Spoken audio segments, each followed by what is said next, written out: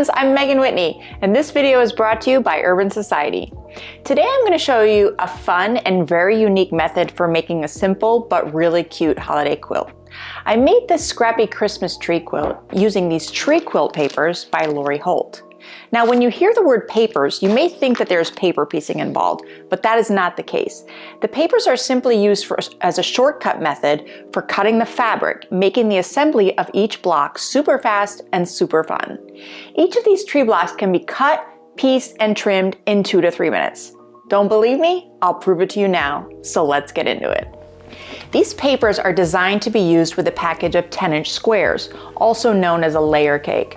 But it can be hard to find cute Christmas layer cakes sometimes, so I just put together a bunch of coordinating fat quarters and cut 10-inch squares from them. I recommend using 3 color groups. I chose, obviously, red, white, and green to make it super Christmassy. Then I cut 2 10-inch squares from each fat quarter. Start with 1 10-inch square of each color. What you're going to do is iron one of the papers to the right side of each square. Now you don't need to fully adhere it, you just need it somewhat stuck to the fabric temporarily for cutting purposes. Press a paper to each of your squares.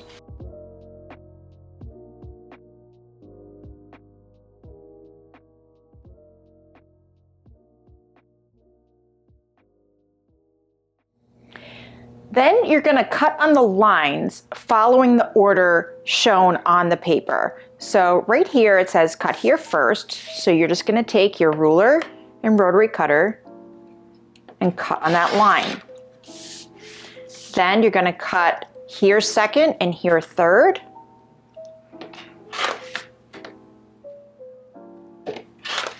And then on the other portion of the block, cut here fourth and cut here fifth.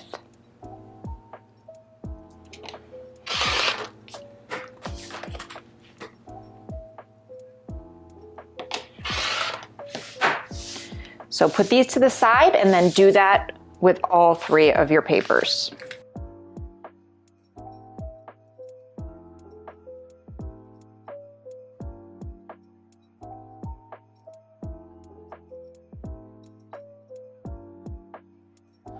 Once your squares are all cut out, peel the papers off.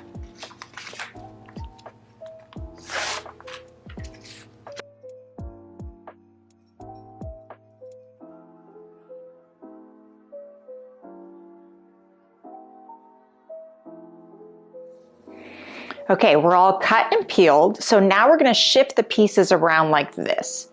Move the tree from one set to another, as well as the trunk. So you have one of each fabric on each block.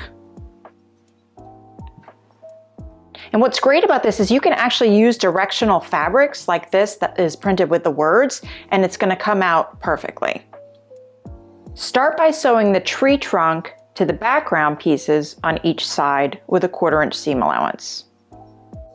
Press the seam allowance to the darker fabric.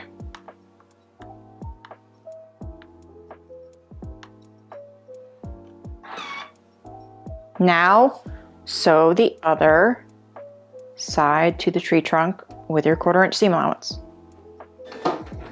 And again, press the seam allowance to the darker fabric. Okay, now the tree. Start by sewing this side of the background fabric to the tree. So you're just going to line the 2 pieces up. You'll notice that obviously the cut side is the same length. They're not going to overhang. So you're going to have a little bit of an offset here after you sew it, and that's okay.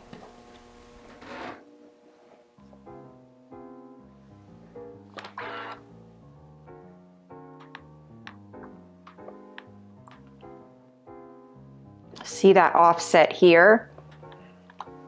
Your fabrics do not match up after piecing them. But again, it's okay. We don't need to worry about that. Now we're going to sew the other side. And what you'll do is just align it with the tree. Your background fabric's going to overhang a little bit. It's not a problem. Just line up the 2 fabrics along the side of the tree and sew.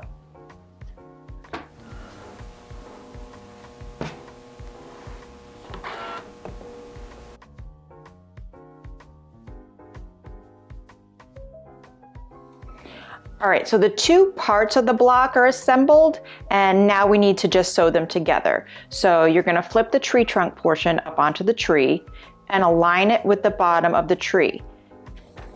Now, if you're the type of quilter who gets really hung up on things like this and this bothers you, I get it. This method is very different from the traditional methods that involve cutting your pieces to precise sizes and then perfectly piecing together so all the sides line up, but it's okay. This is not one of those quilts. This is meant to be a fast, fun, wonky, scrappy sort of project. So I encourage you to let go a little bit and just have fun with it. If you want, you can trim this off before you sew them together, but you don't have to. Okay, back to the block. Let's sew these two parts together with a 1/4 inch seam allowance.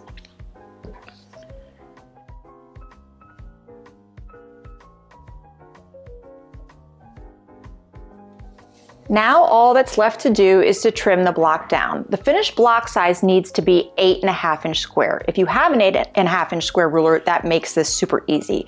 But a 10.5 or 12.5 inch square ruler would work as well. Now the idea here is that the blocks differ a little bit from each other. So some will have longer trunks than others, and some will have the tree offset from the center of the block vertically. That's the fun of it, and it helps to make it look more scrappy and more improv-y. So just place the ruler with the 8.5 inch block lines within the block at the left side and bottom. Trim along the right side and at the top. Then rotate the block,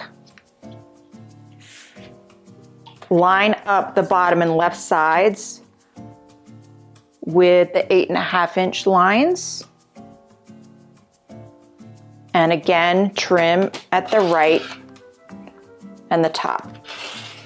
You see how I put some tape on my ruler here just off of the 8.5 inch lines, so I don't make a mistake and actually line it up with the 9.5 or other lines. They're just as a guide for me. I don't want them exactly on the line because I want to see the line on the ruler. And there's our first completed block. Now just piece together the other two and repeat this whole process with your next set of red, green, and white fabrics. Each package contains 42 papers, so you can make 42 blocks and put them together in a 6x7 grid.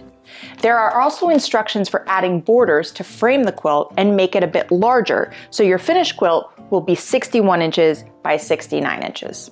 I had so much fun making this quilt. This method combines two things I really love, a scrappy looking quilt and a quick finish with big impact. Tell us what you think in the comments, and make sure to subscribe for more project inspiration and tutorials. Happy sewing!